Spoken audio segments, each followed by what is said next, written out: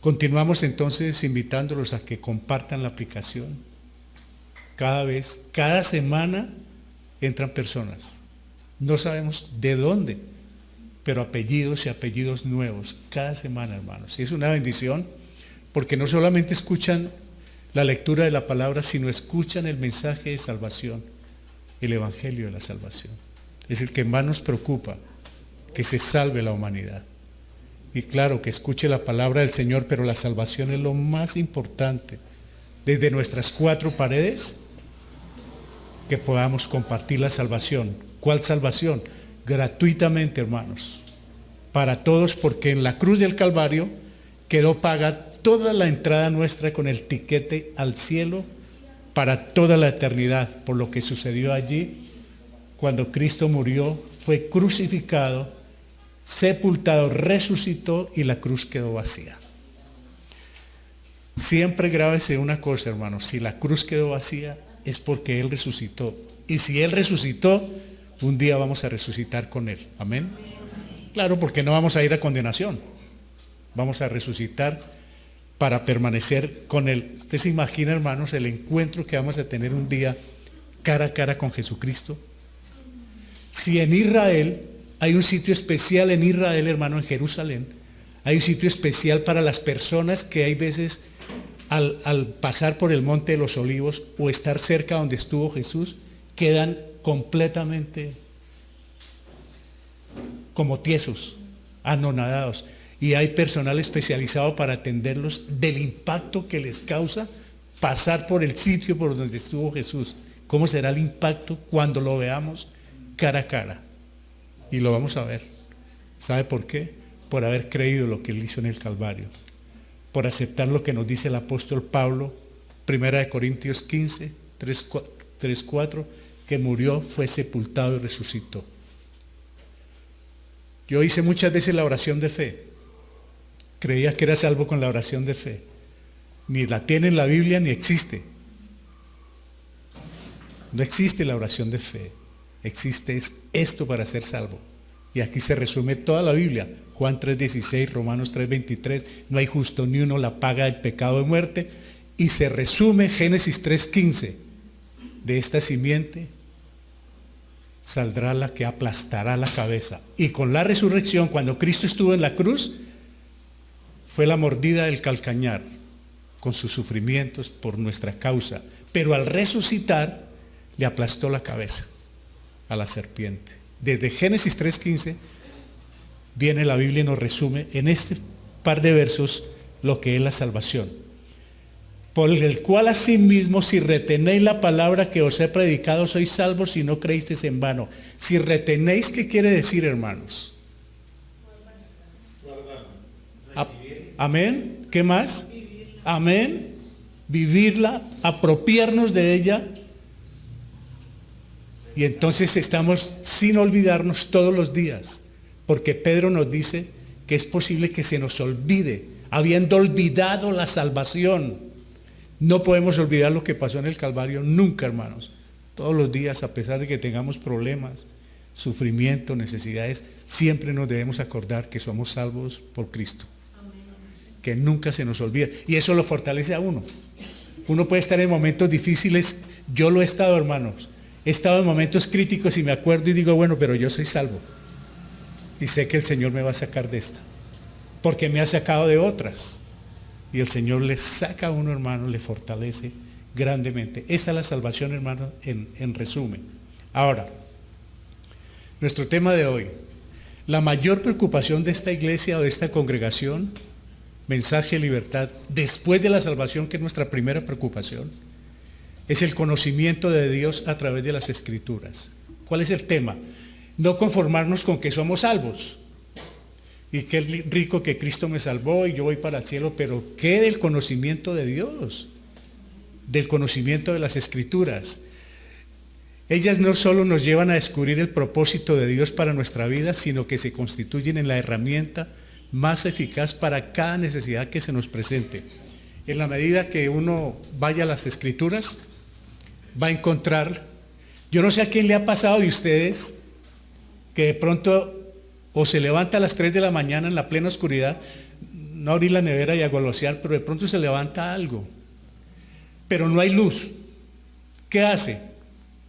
Cuando se levanta a las 3 de la mañana y resulta que en el pueblo no hay luz o en el sector, ¿qué hace? ¿Dónde? Muy bien. Prender una vela. ¿Dónde está la vela? ¿Y dónde están los fósforos? Y uno los encuentra, ¿cierto? No, bueno, ahorita la más fácil es el celular, claro. Pero les voy a decir una cosa. Yo no sé si a alguno le ha pasado que camina en su casa a las 2, 3 de la mañana y no hay luz, y en la mitad de la sala hay una mesita, y de pronto hay una porcelana, o de pronto hay una matera, ¿y qué hace uno? En lo oscuro. Inclusive camina con los ojos cerrados, ¿no? Tan bobo, pudiéndolos abrir, pero como no ve nada, pues uno seguro. Y eso, yo no sé si usted se contornea en su casa para no tumbar nada solo. Y va caminando. ¿Por qué? Porque vive ahí. Sabe dónde están los cerillos, sabe dónde está la mesita de centro, sabe dónde está el televisor y no lo tumba. Igual, mientras no vivamos aquí, no vamos a saber dónde está lo que necesitamos para el momento en que lo necesitamos. A menos que no vivamos acá. Vamos a andar dando tumbos de iglesia en iglesia, preguntándole al uno en carretilla toda hora. Hermano, mientras no entremos a este libro, no vamos a saber qué es lo que hay aquí para el momento en que yo lo necesito. Pero cuando yo entro a vivir acá, cuando se ofrece algo, yo sé dónde está. Cuando alguien quiere un consejo, yo sé dónde está. Cuando alguien tiene una necesidad, yo sé cómo aconsejarlo y cómo decirle. Cuando yo necesito, yo sé dónde está. ¿Por qué? Porque vivo aquí. ¿Sabe cuál ha sido el problema? Ustedes lo saben. La gran mayoría. Amén. No vamos a la Biblia. El Creador no nos abandonó después del pecado de Adán y Eva. Ellos pecaron y el Señor no los dejó a la deriva. Por el contrario, nos salvó por el sacrificio de su Hijo en el Calvario y nos dejó su Santo Espíritu para guiarnos en el conocimiento de la verdad. Y aquí está la verdad. Acá la tenemos. Esta es la verdad. No es la que yo tengo. Es la que está acá. Porque yo me puedo equivocar. Pero acá está la verdad. Si yo me equivoco, acá está la verdad. Todos tienen una Biblia. Nadie puede decir un día delante del Señor, ese hombre nos engañó. Usted también tenía Biblia. En la película El Rapto que hay veces presentamos, se quedó un pocotón de gente y le reclamaron al pastor, usted no nos dijo que había un arrebatamiento. Y le golpeaban allá en la puerta de la iglesia, se quedó hasta el pastor. ¿Sabe qué les dijo el pastor? Ustedes también tenían Biblia. ¿Por qué no la leyeron? Ustedes la tenían. No hay disculpa delante del Señor. Y menos hoy en día, en esta época, siglo XXI. La verdad está en la Biblia y aunque existen muchas formas de estudiarla, aplicamos y recomendamos un método práctico que lleva al creyente a un enfoque real y objetivo en el uso correcto de la palabra. Tenemos que ser objetivos. Y hay muchas formas de estudiar la Biblia. Nosotros recomendamos el método inductivo. El método inductivo es como los aparaticos de corriente. Usted mira el aparato de corriente y por detrás dicen algunos in y en otros out. Entrada y salida, ¿no? In. In es entrar. Inductivo, entrar a la Biblia. Mientras no entremos, no va a pasar absolutamente nada. Y hay otro estudio que vamos a mirar después, o acá, porque ese no lo hacemos nosotros ni lo recomendamos, que es el deductivo. Hay inductivo y deductivo. Deductivo es que deduce. El método que sabemos que arroja el mejor resultado es el estudio inductivo de la Biblia porque tiene como única base la palabra de Dios. Cuando usted va a leer la Biblia, hermano, hermanas, solos, los hermanos que están viendo, nos reunimos tres. Cuando uno va a leer la Biblia solo, va a estudiar Dios, su palabra y yo. Nos reunimos los tres. Yo sé que hay comentaristas muy buenos y hay libros muy buenos, pero es mejor ir primero a la fuente. Y después sí podemos buscar alternativas. Cuando ya uno no entiende completamente, puede buscar alternativas, porque las hay libros muy buenos y hay escritores muy buenos. Consiste el método inductivo en observar conscientemente los detalles de un párrafo, capítulo o libro para llegar a una conclusión general, objetiva e imparcial. Por eso buscamos leer con propósito. ¿Qué dice? Póngale cuidado, póngale sentido. ¿Qué dice ese pequeño verso? ¿Qué dice? Porque de tal manera amó Dios al mundo que todos lo repetimos, pero muy poco lo pueden explicar. Lo repite casi todo el mundo cristiano, porque de tal manera amó Dios al mundo, a su Hijo, para que muriera. Pero explicarlo, y qué bueno poderlo, algunos hermanos no saben, otros sí. Asimismo existe el modo deductivo, una forma de estudio superficial, contrario ¿no? al inductivo, que incluye más el pensamiento humano y las emociones, es decir, todo lo opuesto al método inductivo. ¿Cómo es el método deductivo? Entonces me dice la hermana X, hermano, ¿tú qué opinas de esto que está sucediendo? Entonces yo le digo, a ver hermanita, yo creo, yo pienso, no, ¿qué dice la Biblia? ¿Cómo le doy respuesta espiritual si me está pidiendo una respuesta de ayuda? Yo no le puedo decir, pues yo creo esta cosa, hermana, ¿por qué nos hacemos por acá y usted? No, ¿qué dice la palabra del Señor? Para no deducir lo que yo creo que dice, sino objetivamente para darle un consejo, una respuesta bíblica. Por eso es bueno siempre usar la Biblia cuando hay consejos. Ahora, si me va a decir que cómo va a cerrar la llave con la llave de tubos, no está en la Biblia.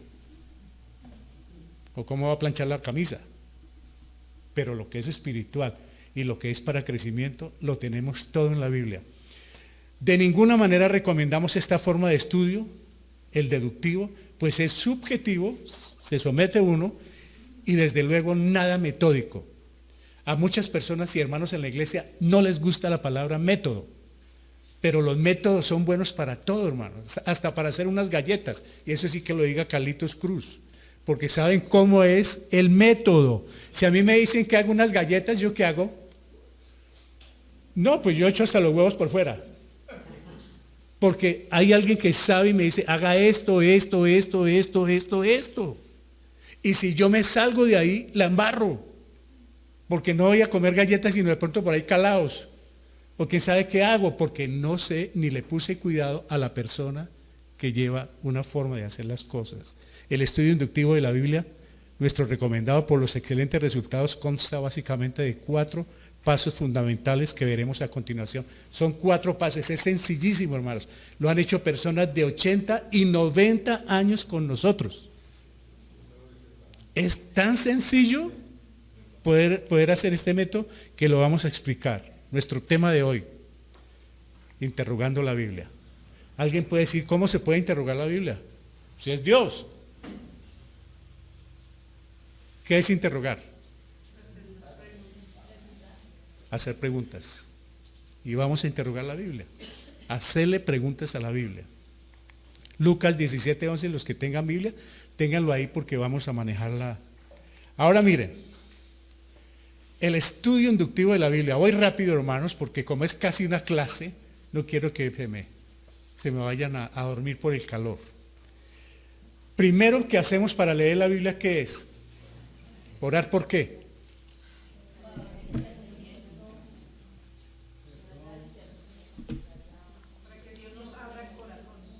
Muy bien, ¿qué más?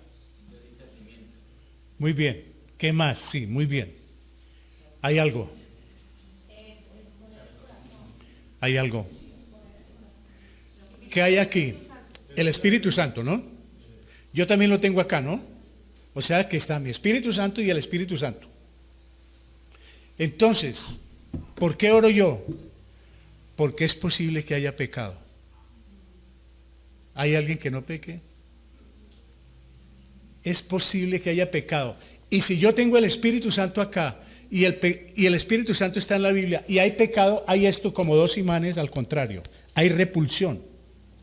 Pero si yo oro y me arrepiento del último pecado que haya cometido, Padre, pensé esto, cogí esto, murmuré esto, critiqué esto, vi esto, toqué esto, me cogí esto, Padre Santo, perdóname, para que el Espíritu Santo pueda avivarse y enseñarme la Biblia. La Biblia no la enseña ningún hombre. La Biblia la enseña directamente el Espíritu Santo. Otra cosa es que hay hombres que instruyen, leen e informan, pero que uno lo convence al hombre, nunca. Es el Espíritu Santo por excelencia. Y si hay pecado, no hay avivamiento. El Espíritu Santo está ¿qué?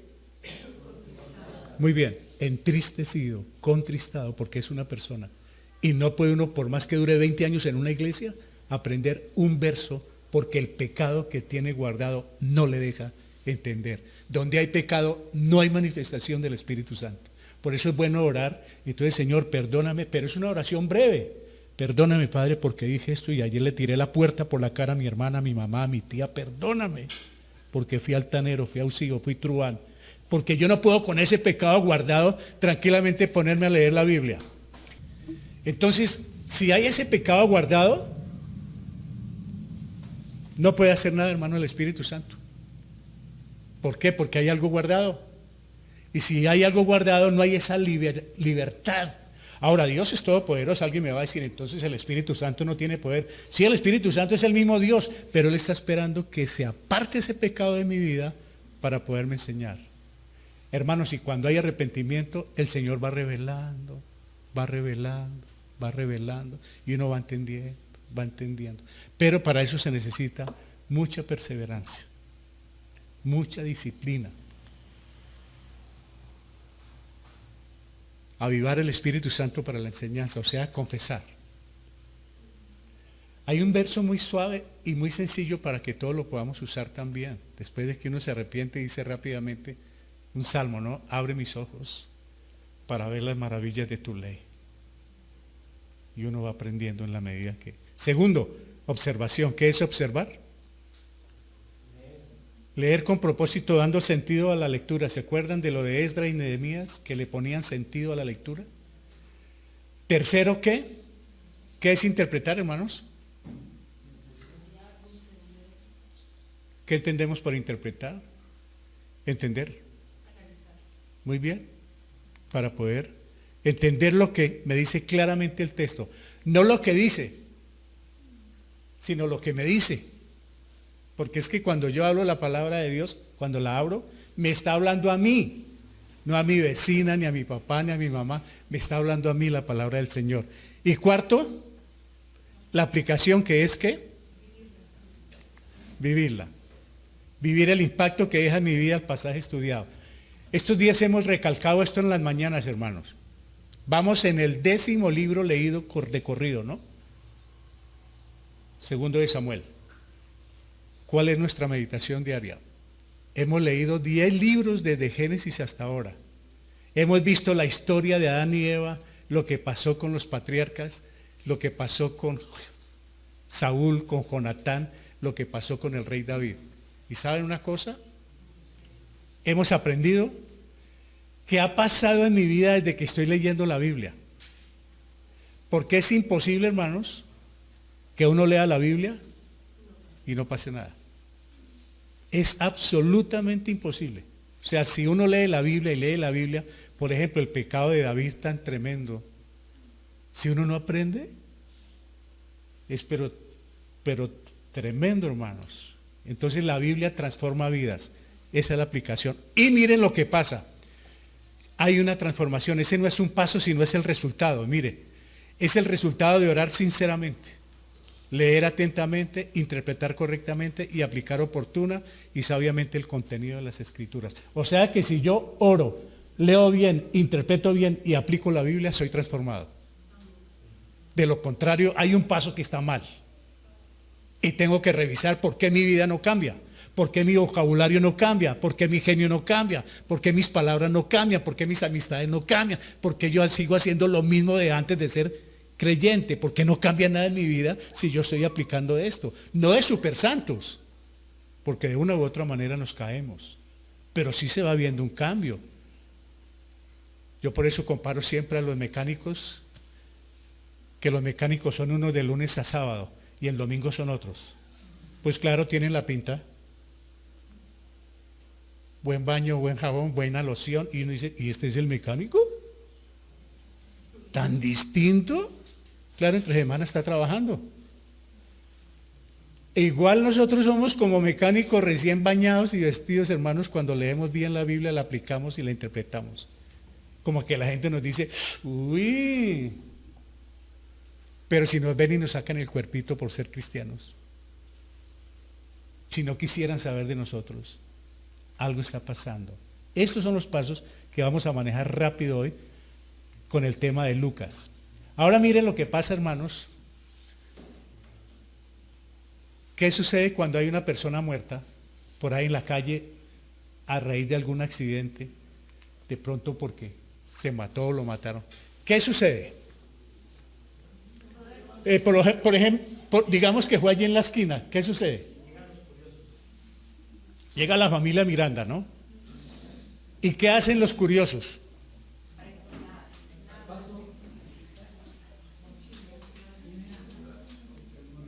Ponemos la cinta, poco americana, pero... ¡Ah! Y empieza.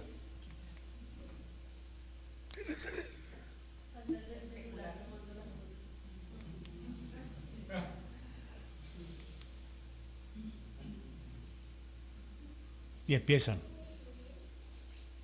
¿Qué preguntan ellos?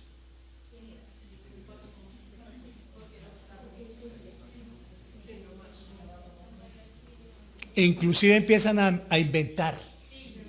Uy, eso fue por una vieja. Debe ser de esos que le ajustaron cuentas.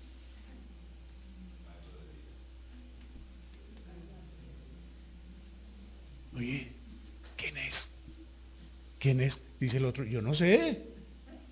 Pues, ¿qué más pregunta? ¿Cómo lo mataron?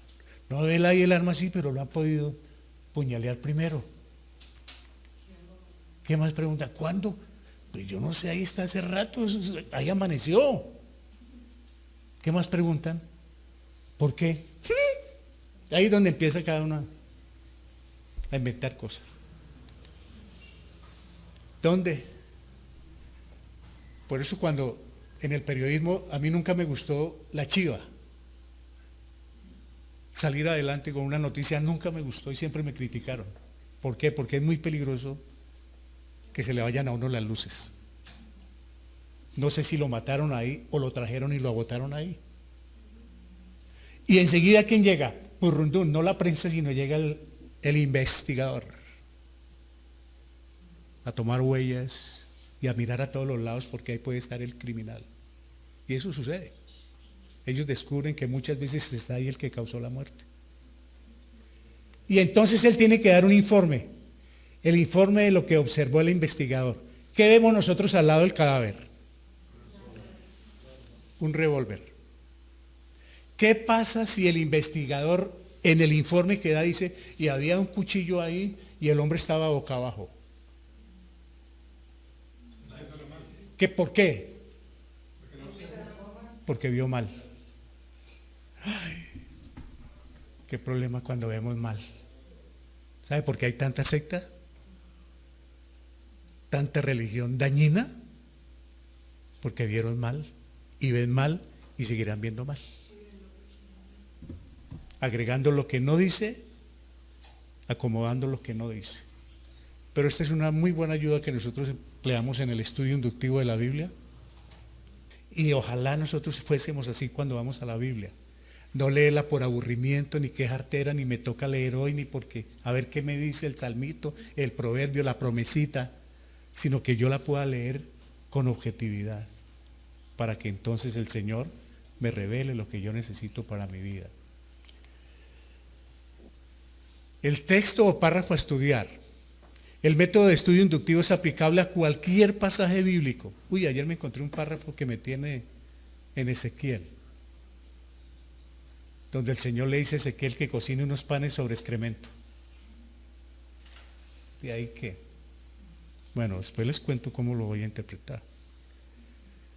Sin embargo, se aconseja iniciar con un texto corto para que sea más práctico aplicarlo. Ustedes lo van a ver hoy y les van a quedar los deseos de hacerlo personalmente. De eso se trata.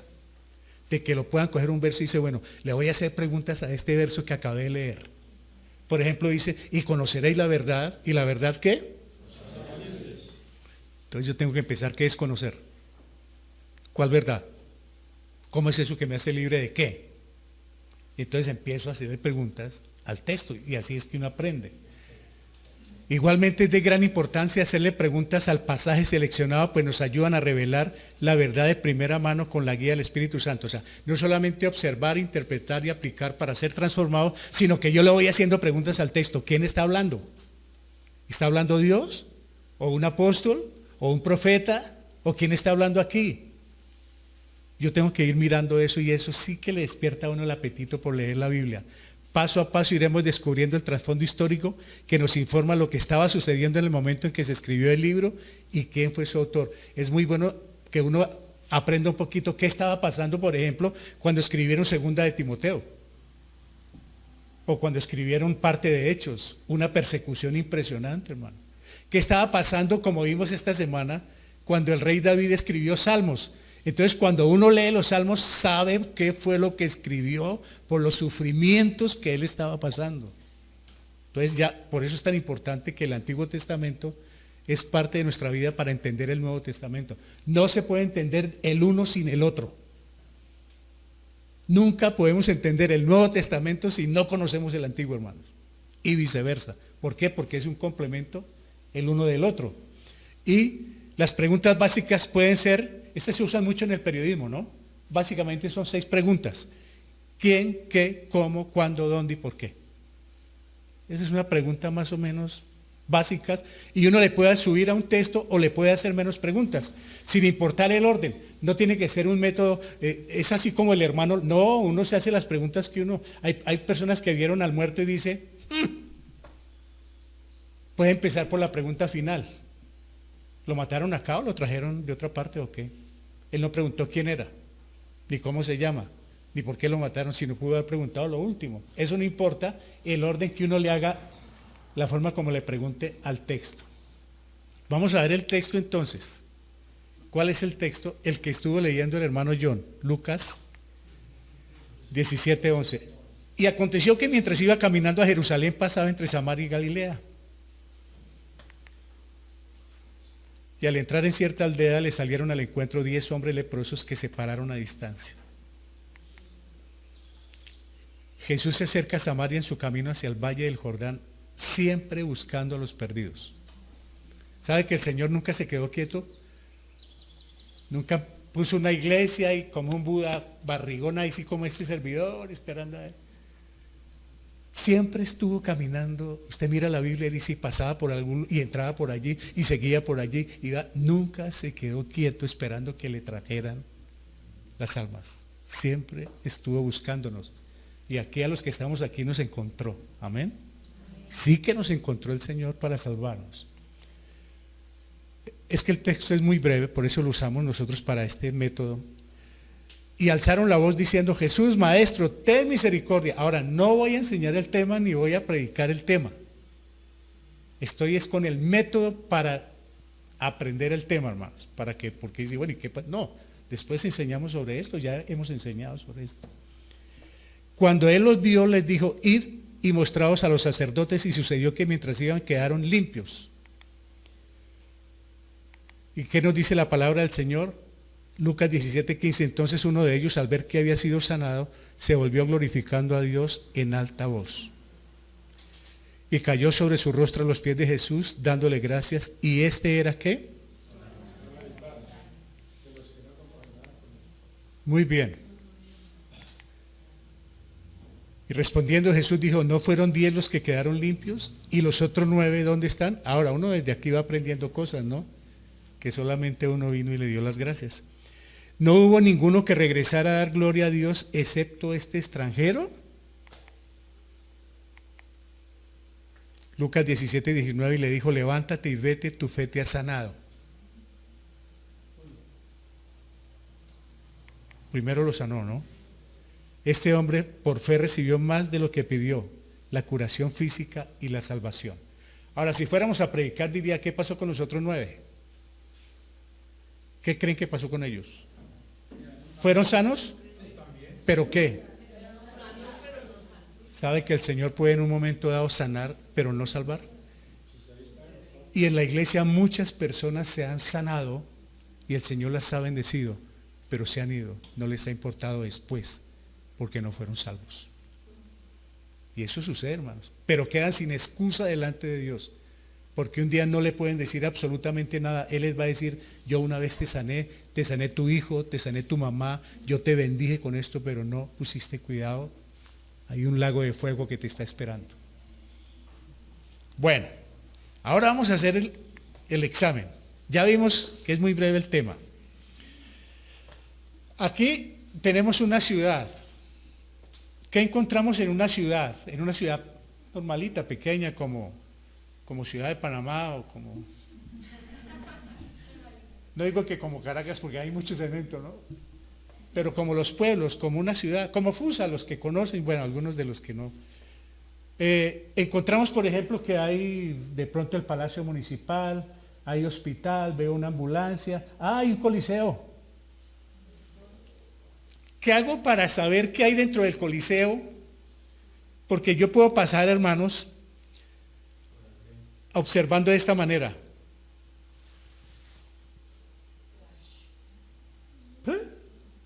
¿Qué pasó? Vi.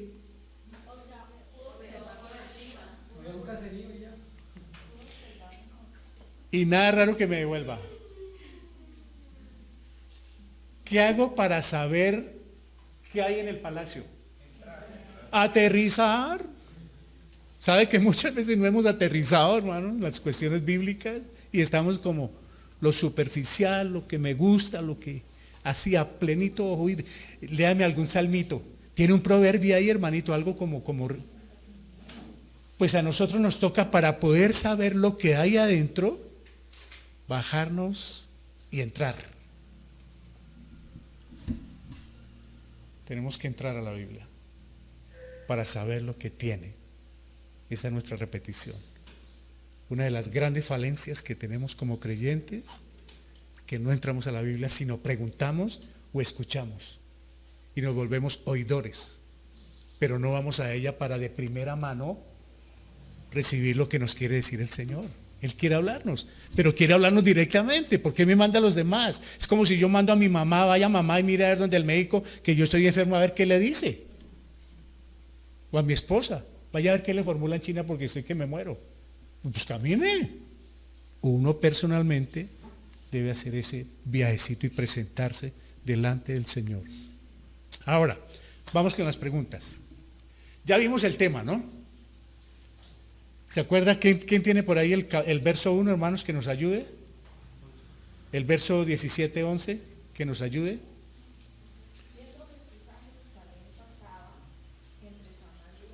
Muy bien. ¿Quién pasaba? Muy bien. Entonces vamos apenas a interpretar este pedacito. Lo que estamos haciendo acá lo puede hacer con cualquier párrafo de la Biblia. De Génesis 1 a Apocalipsis 22. ¿Qué dice?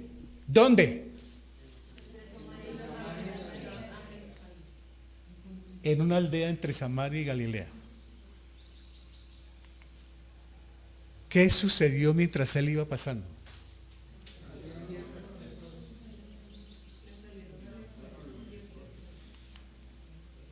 10 leprosos salieron a su paso. Uno se pregunta, ¿y a qué salieron? ¿A saludarlo? ¿A qué? ¿Cuál fue su petición, oído? ¿Qué le pidieron ellos al Señor? Ten compasión de nosotros. Le dijeron, cúranos, quítanos esta lepra. ¿Qué le dijeron ellos al Señor? Le pidieron misericordia. ¿Sabe qué es la palabra súper hermosa que tiene la Biblia? Misericordia. Porque la gracia es una y la misericordia es otra. La gracia es lo que no merecemos. ¿Merecíamos la salvación? No. Gracia. Y no nos ha castigado como merecemos. Se llama misericordia. Gracia es que nos da lo que no merecemos y misericordia que no nos da lo que merecemos. Para que uno... Entonces la misericordia es impresionante. Cuando alguien le hizo daño en la casa, en el hogar, la esposa, la suegra, el tío, la cuñada, cuando alguien le haga daño, Nunca deseé, uy, ojalá el Señor trate con esta persona y ojalá mi Señor me defienda. Mire, ¿sabe qué? Dígale, Señor, ten misericordia de esa persona. Porque en la misericordia incluso nos puede hacer llorar del trato que Él dé. Porque con Él es cosa seria. Por eso es mejor no pedirle justicia. Si le pidiéramos justicia nos borraría a todos, hermano. Pidámosle siempre misericordia. Y los salmos están llenos de misericordia, hermano. David siempre pidió, a pesar de Saúl como le estaba molestando. Ahora, ¿cuál fue su petición? Le pidieron misericordia. ¿Misericordia por qué? Estaban enfermos y aparte de estar enfermos, ¿qué eran ellos? Los escupían y tenían que gritar inmundo para que la gente supiera que eran inmundos. ¿Qué tal? Aparte de eso, gritar soy inmundo.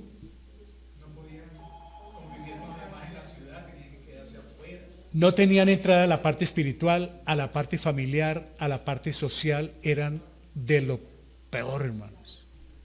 Por supuesto que estaban, ¿sabe una cosa? Sin predicar un poco, nosotros estuvimos allí leprosos en el mundo, lejos de Dios, sin ninguna salida, sin ningún aliciente. Y por la pura misericordia, nos limpió, nos salvó y aparte de eso no estamos contentos, como que nos hace falta la lepra. Pasó como cuando expulsó el Señor los 2000 demonios en Gadara, que la gente estaba más contenta con los marranos que con él. Se enfurecieron porque dejó libre al endemoniado.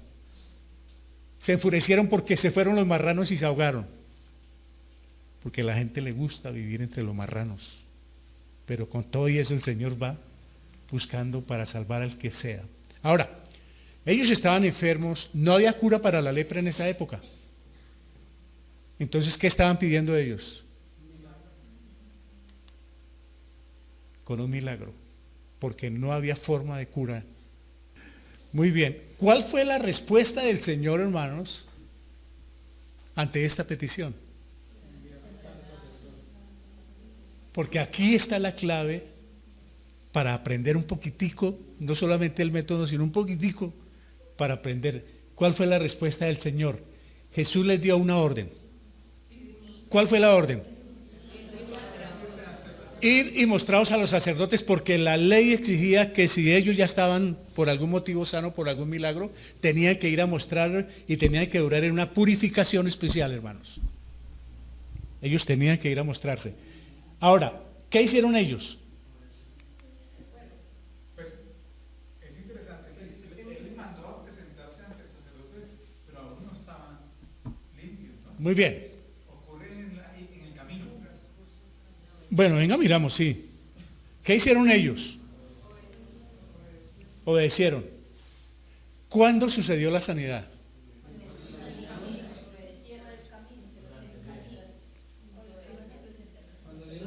Sí, sí, hay que ser más práctico. Cuando dieron la vuelta ya estaban sanos. ¿Por qué? ¿Cuál ha sido el problema? ¿Cuál ha sido el problema nuestro desde Génesis? ¿Se imagina que si obedeciésemos como Dios quiere, cómo veríamos el cielo abierto, hermanos? Lleno de milagros. Pero hemos menospreciado esa la palabra. Y no le hemos hecho caso. Y por eso Isaías nos dice, oh, si hubieses obedecido a mis mandamientos, hoy tu paz sería como un río. Tu justicia como las ondas del mar, hermano. Si hubieras obedecido. Pero eso viene desde el hogar, desde la casa. No, y no hago caso. Mi hija, que ese no es el hombre. No, mi hijo, que ese no es el... Ese es problema mío. Y a los 9 meses el problema es de todos.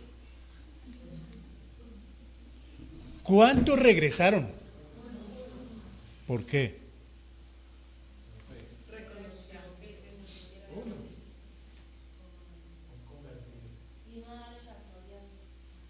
Uno. ¿Es posible que así seamos muchos de nosotros? Que recibamos las bendiciones y se nos olvide. Imagínense donde nosotros fuéramos gratos delante del Señor, gratos. Seríamos gratos delante de la sociedad, gratos delante del hogar, gratos en la iglesia, o sea, agradecidos con todo. ¿Qué más recibió? Por haber regresado, no solamente fue sano, lo más importante, la salvación. Ahora, este es un caso que no es normal, es atípico, digámoslo así, no es normal este caso, donde él donde él sana primero y después sana. Porque realmente es lo contrario. Primero salva y después sana. Hoy es así. Pero él en su soberanía sabrá quién sana, queda sin excusa. Pero normalmente lo que se busca primero es que la persona, cuando nos piden, hermano, ore por tal persona. Si no es salvo, oremos por la salvación. Claro, para que pueda recibir de parte de Dios la sanidad, si él quiere sanarlo. Pero lo más importante es que lo ha podido llevar a una cama o a un lecho para salvarlo. No, para sanarlo. Entonces nos llegó un señor hace 10 años, estábamos por el Caney reuniéndonos. Entonces llegó un señor con esto, yo les había comentado a algunos hermanos, pero otro no, llegó con esto ya de plástico, porque fumó 50 años, entonces le dio un cáncer que le arrancaron, todo esto le quitaron, hermano. Y él no podía hablar, y la señora lo llevó casi en rastra, y eso sí me dijo la señora, Jorge, le advierto algo, mi marido es impotable, téngale paciencia. Le dije, échelo a ver, échelo por delante. Y ahí se sentó, y como era conocido. Y el hombre duró un tiempo con nosotros, hermano. Bueno, vino y como a los 8 días no vino, y como a los 15 días volvió, y como al menos volvió, oremos por él. Y de pronto volvió. ¿Y sabe qué hacía? Mientras estábamos orando, se bajaba y prendía el cigarrillo, y volvía, y todavía casi echando humo. Cuando entraba, pues uno sentía, pero hermanos, uno no cambia a nadie. Dios es el que cambia las vidas de los demás. Y entonces me dijo, como a los 4 meses, hermano, ore, tengo este papel. ¿Qué pasó, hermano? Me desahuciaron. Me desahució el médico. Le dije, bueno, esperé a ver si Dios no lo ha desahuciado. Pero cuando él llegó a las reuniones, él me dijo, el primer día, ¿usted cree que el Señor me va a sanar? Le dije, no sé. ¿Cómo? No sé. ¿No sabe? No sé. Lo que sí sé es una cosa, que lo va a salvar. Porque es lo único que podemos prometer 100%, que todo el que cree en Él será salvo. Eso dice la Biblia. 100%. Todo el que cree en Él se salva, no se sana. Y ese ha sido un gran error, engañar a las personas. Venga que se va a sanar, uno que va a saber los pensamientos de Dios. Uno no lo sabe, pero Él sí lo sabe. Conózcale y después de que le conozca, el Señor sabrá qué hace con su vida. Pues, ¿sabe qué pasó? Me dijo que, como a los 8 meses llegó y yo estaba casi temblando en la predicación porque yo pensé que se iba a morir ahí en el puesto. Pesaba por ahí 30 kilos y era gris, verde, negro, ya claro, no tenía pelito, con el gorrito ahí. Yo dije, se va a morir, Señor, que no se muera aquí. Porque para uno es muy duro. Que no se muera aquí. Bueno, y siguió. Entonces hicimos un curso bíblico y como al mes ya estaba un poquito medio recuperado y lo hicimos el curso donde mi mami, y allá al final del curso, él estuvo en todo el curso con la esposa y vino un hijo y vino el otro, pues el Señor fue arreglando la vida familiar, ¿sabe? Lo fue dilatando, lo fue demorando y Dios estaba trabajando en la vida de otros. Y el último día dijo mi mamá, oye, hagamos unas arepas y les damos a los hermanos de terminar el curso. Yo creo que allá estaba Lisset y estaba el hermano Roberto y la hermana Elsa. Cuando terminamos eso ya casi 20 años. Nos volvimos viejos, ¿no? Hace rato, póngale cuidado. Y estaba ahí y él no podía tomar sino solo gelatina, de esa gelatina de cajita. Porque claro, para su garganta. Y yo no sé qué pasó, pusieron unas arepas ahí, chocolate, y todos estábamos ahí. Cuando la señora pegó un grito, yo dije, uy, se murió el hombre. O se cayó. Mi hermano Jorge, ¿qué pasó? Que se comió las arepas. Pues claro, aterrados todos de que él no podía bajar nada. Y a los 8 días que ya estábamos en el salón comunal de Balmoral, le dije, hermano, ¿sabe qué? Ore. Y se paró al frente a orar. Pero él tenía un problema, hermanos. Tenía un cáncer muy agresivo. Lo volvimos a ver con mi esposa como a los 4 o 5 años porque nos fuimos para Silvania. Entonces acá unos iban allá y nos lo encontramos en el almacén, de esos de cadena, almacén grande, y iba con su cilindrito ahí de oxígeno, pero iba la cara toda bonita. Le dije, ¿qué hubo, hermano? ¿Qué había? Hola, hermano, ¿cómo está? Hace 15 días me bautizaron. Bueno, ¿y usted cómo se siente, hijo? Y entonces, ¿qué va a pasar con su vida, hijo? Ya habían pasado 5 años desde los 3 meses que le dieron de vida. Y a los 5 nos despedimos de él, creo que a los 15 días o al mes partió. 5 años. Le dio tiempo. ¿Lo sanó el Señor? No lo sanó. Lo salvó. Y está en el cielo. Una de las ventajas es que no subió con el oxígeno al cielo, ni con el plástico. Subió limpio, como vamos a subir nosotros, por haber aceptado lo que pasó en el Calvario. Lo más importante es la salvación. Y él me dijo, como a los 4 o 5, antes de que eso, nos encontramos un día y él me dijo, si usted me hubiera dicho que el Señor me iba a sanar, yo no sería cristiano. Pero usted fue muy sincero y me dijo, yo no sé, yo sé que lo va a salvar, pero no sé que lo va a sanar. Y eso fue lo que lo mantuvo a él. Si lo hubiera yo engañado con el cuento de que el Señor lo va a sanar, hubiera maldecido toda la vida de mí y del Evangelio. No le podemos garantizar a la persona lo que no sabemos que va a pasar. Podemos garantizarle lo que sí sabemos que va a pasar, es que todo el que cree en él será salvo. Muy bien, ya vimos entonces el pasaje, hermanos. Eso es lo que hay que hacer. A este párrafo le hicimos 10 preguntas. Pueden resultar aún más, pero ello no indica que siempre será así. Algunos pasajes ofrecerán menos preguntas. O sea, cada que coja la Biblia, hermano, hermana, coja un pasaje y hágale preguntas. ¿Quién está hablando? ¿Qué está diciendo? ¿Por qué lo está diciendo? ¿Cómo lo está diciendo? ¿A quién se lo está diciendo? ¿Dónde lo está diciendo? ¿Para qué lo está diciendo? ¿Por qué lo está diciendo? Entonces uno se pone a preguntarle a un pasaje y va aprendiendo lo que es la interpretación y a entender la palabra del Señor. Esa es nuestra gran preocupación en la iglesia, hermanos. No tener personas que todo le digan amén, sino que entiendan. Y que por sí mismas un día también prediquen y ojalá al frente pongan 20 iglesias, hermanos, porque sería nuestra corona. Sería nuestro triunfo ver a otros predicando. Que puedan manejar la palabra de tal manera, hermanos, que se vuelvan multiplicadores. El método de estudio inductivo, hermanos. Para conocer de la Biblia tengo que entrar a la Biblia, prácticamente vivir dentro de la Biblia para saber dónde está lo que necesito para el momento oportuno.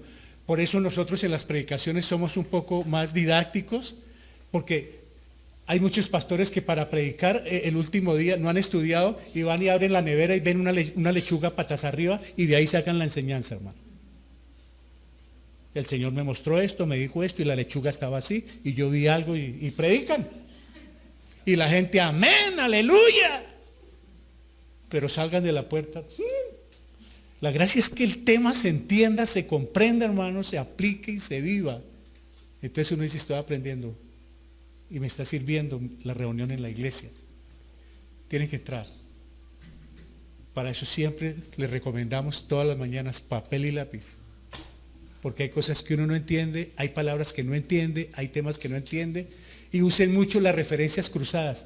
Esas letricas pequeñitas que aparecen al lado de un verso, que dice A o B o C con un numerito, ese lo manda a otro libro. Eso se llama referencias cruzadas y es para encontrar más información sobre un tema. ¿Sabe qué se necesita? Decisión, disciplina. Hermanos, donde no hay disciplina, no hay nada. No hay nada, absolutamente nada, cuando no hay disciplina. Orar, observar, interpretar, aplicar. Orar, hablar con Dios, observar, leer un texto, interpretar, entender el texto, aplicar, vivir lo leído y entendido. Y eso nos arroja, ¿qué?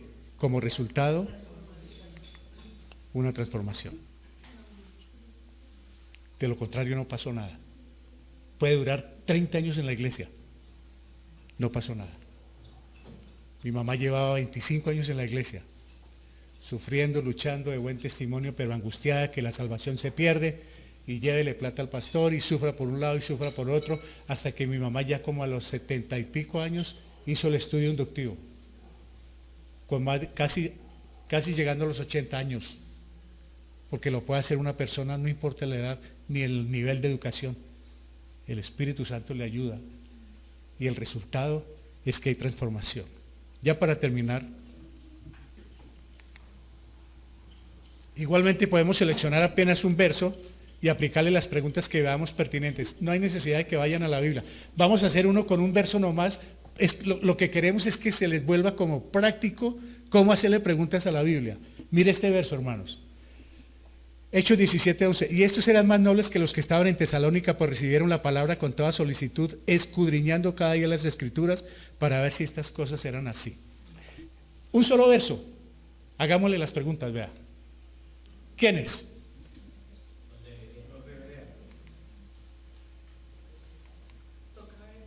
¿Qué? ¿Qué pasaba con los de Berea? ¿Eran quiénes? Eran nobles.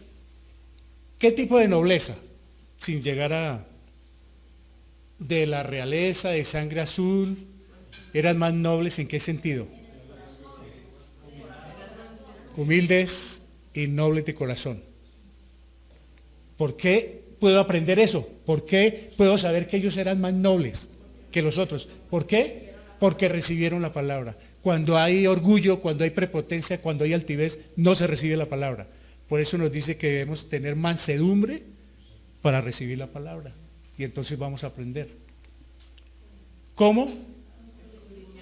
Escudriñando. Con solicitud. ¿Qué es solicitud? Sí.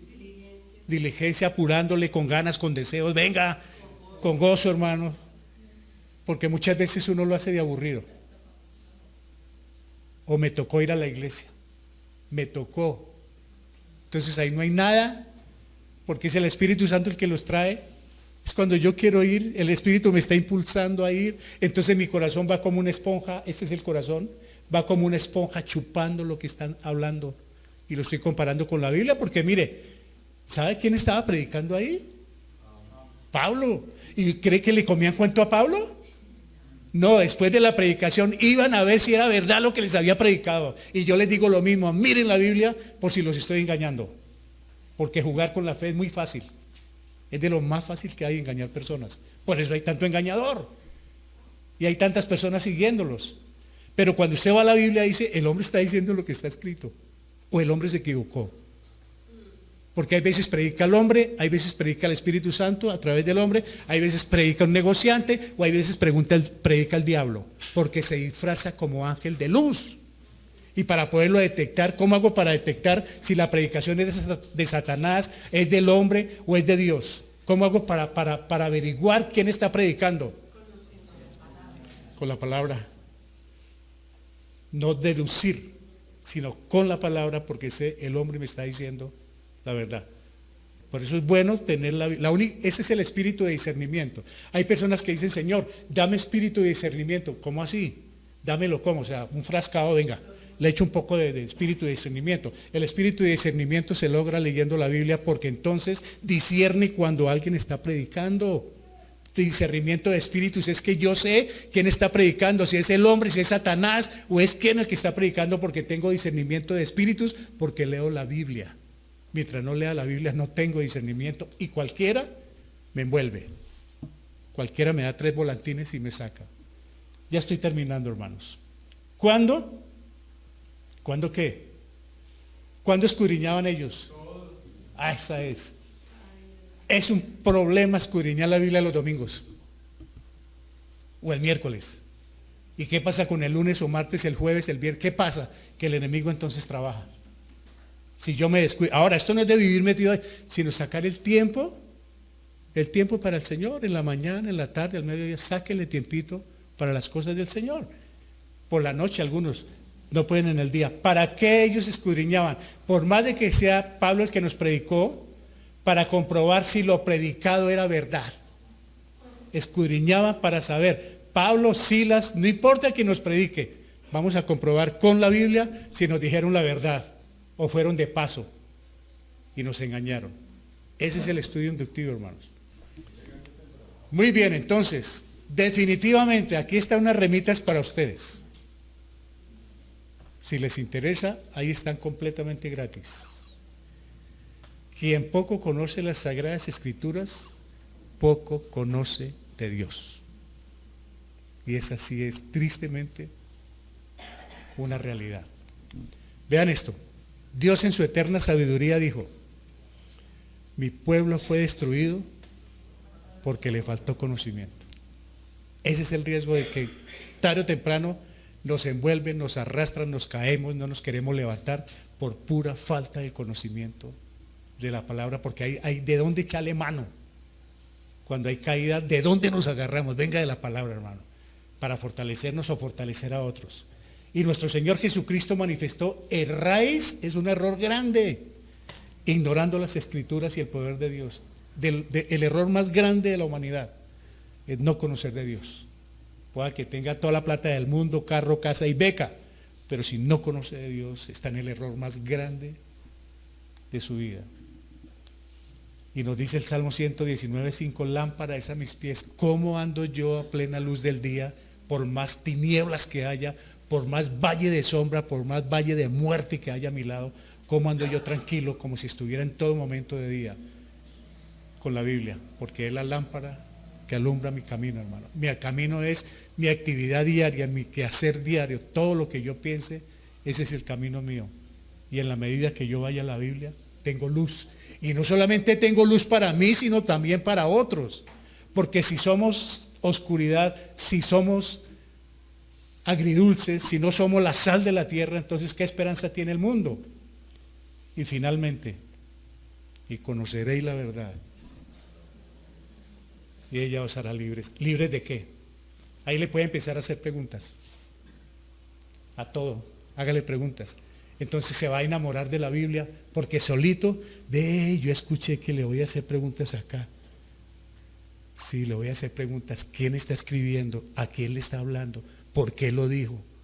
¿Cuándo? ¿Cómo lo dijo? Entonces voy a aprender a leer la Biblia, hermanos. Esa es nuestra gran preocupación, que todos podamos manejar la Biblia y antes podamos irnos el uno a fortalecer a otro. Alguien está en debilidad, pastor, no vaya usted, porque usted también sabe orar y usted también sabe leer la Biblia. Que tengo problemas con mi hijo, léale la Biblia, hable con su hijo, con su hija, con su esposo, con el vecino. ¿Por qué el pastor? Si todos tenemos la misma, como si el pastor fuera, lo idealizan tanto que si no es el pastor, o si no es la mujer del pastor, o un líder. No, hermano, todos estamos capacitados y debemos ser capacitados para leer la Biblia.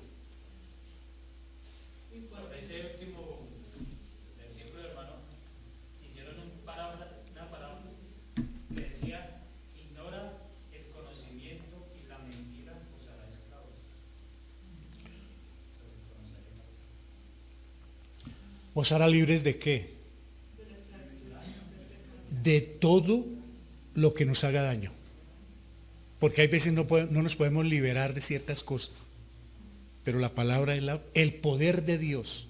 La dinamita, poder es dinamita, el Evangelio, dice Romanos 1:16, porque el Evangelio es el poder de Dios.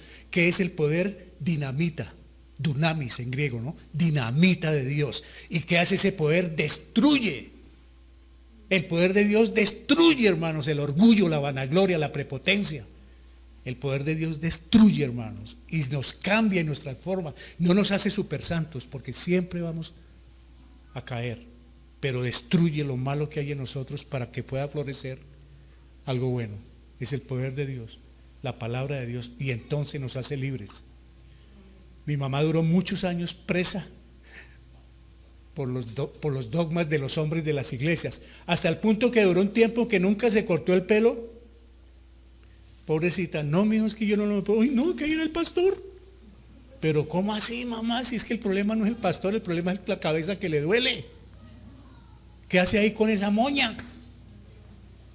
Y al fin un día a pura Biblia y por el Espíritu Santo, no fui yo, convenció a mi mamá y se mandó cortar el pelo. Después de 50 años de estar en la iglesia. Y sabe, se compró un pañoloncito para no salir sola por el miedo al hombre, porque no era libre. Y cuando ella conoció la verdad, fue libre, verdaderamente libre, y murió libre, porque conoció la verdad. Y nosotros, una de nuestras gran preocupaciones, hermanos, como iglesia, es que todos los hermanos conozcan la Biblia. Porque entonces saben lo que se está hablando y pueden multiplicar y pueden llevar a otros lo que se está hablando y pueden compartir el mensaje y pueden fortalecer a otros. Amén. Vamos a orar, hermanos. Que te conozcan a ti. Es un verso clave de la Biblia, ¿no? Juan 17:3. Y esta es la vida eterna, que te conozcan a ti, al único Dios verdadero. Oremos. Padre, te damos gracias por este precioso tiempo que nos has permitido pasar. Honra y gloria sean para ti, Dios del cielo. Tú conoces cada corazón que está aquí, que está al otro lado también de la cámara. Gracias por llegar a cada uno con tu bondad, misericordia, con ese amor tan grande, Padre. Convéncenos tú, porque nosotros como hombres no lo podemos hacer, pero en el poder de tu Espíritu, Él sí redarguye y convence. Te lo agradecemos, Padre, que esta palabra que hemos hablado, que este método lo podamos implantar en nuestras vidas y que sean parte de nuestras herramientas para leer tu palabra. Ayúdanos, Señor, a ser responsables, a ser perseverantes, a ser disciplinados con la Biblia, Señor, para que entonces podamos marchar hacia la madurez espiritual, para que no demos tumbos, para que no nos engañe nadie. Por el contrario, para sacar a otros del engaño y traerlos a la verdad, en tu poder, en tu misericordia, Señor. Gracias por mis hermanos que han venido hoy. Algunos no pudieron estar aquí por diversos motivos, otros están lejos de nuestra ciudad. Anhelamos, Padre, que esa misericordia sea para todos y para todos esa bendición tuya. Gracias por estos jóvenes que pudieron venir hoy de sus diferentes países, que cuando puedan regresar tú los lleves con bien a casa, Padre Santo, y que cumplan la misión encomendada a cada uno. Están en tus manos, te los encargamos, Padre. De nuevo, gracias por la documentación de nuestro hermano Luis, que ya pueda estar seguro, como siempre, sirviéndote a ti en el ministerio que tiene, con su familia. Muchas gracias por todo esto, Padre Santo, y por la forma como tú respondes en diferentes áreas, porque haces milagros aún, Señor. Gracias por responder esas peticiones por la salud física, mental, emocional, por esas relaciones de hogar que tú estás construyendo, reconstruyendo. Muchas gracias, Padre Santo. Aún por esa parte económica, laboral, gracias por suplir para el pan nuestro de cada día. Oramos por nuestros gobernantes, nuestras autoridades, para que conozcan de ti, Señor, y se salven. Dios del cielo, encargamos el resto del tiempo en tu protección, en tu dirección. Gracias por guardarnos del maligno, Señor. En Cristo Jesús te lo agradecemos. Amén. Aleluya.